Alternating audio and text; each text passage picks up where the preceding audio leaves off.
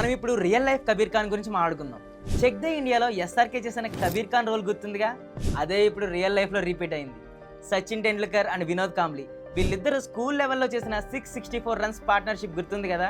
అదే టీంలో next batting రావడానికి వెయిట్ చేస్తున్నాడు ఒక కుర్రాడు. సచిన్ అండ్ కాంబ్లీ పార్ట్నర్షిప్ వల్ల ఆ కుర్రాడికి బ్యాటింగ్ ఆపర్చునిటీ రాలేదు. ఆ తర్వాత రంజీలో ముంబైకు ఆడి 11,000+ రన్స్ స్కోర్ చేశాడు.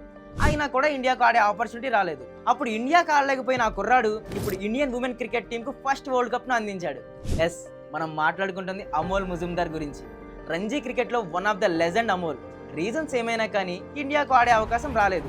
కానీ మనం ఏదైనా బలంగా నమ్మితే అది ఎప్పటికైనా జరిగి తీరుతుందనడానికి అమోల్ బెస్ట్ ఎగ్జాంపుల్. 2022 వరల్డ్ కప్లో సెమీస్ కూడా వెళ్లకుండా ఎగ్జిట్ అయిన ఇండియన్ ఉమెన్ టీంను ఒక దారిలో పెట్టి వాళ్ళకి పర్ఫెక్ట్ రోల్స్ అసైన్ చేసి ఫిట్నెస్ మీద కాన్సన్ట్రేషన్ చేయించి మోటివేషన్ ఇచ్చి ఈ రోజు Indian women cricket team world cup సాధించిందంటే అందులో అమోల్ రోల్ చాలా క్రూషియల్. అమోల్ ఇండియన్ ఉమెన్స్ క్రికెట్ను ఎంతలా మార్చాడని చెప్పడానికి ఒక్క పిక్ చాలు.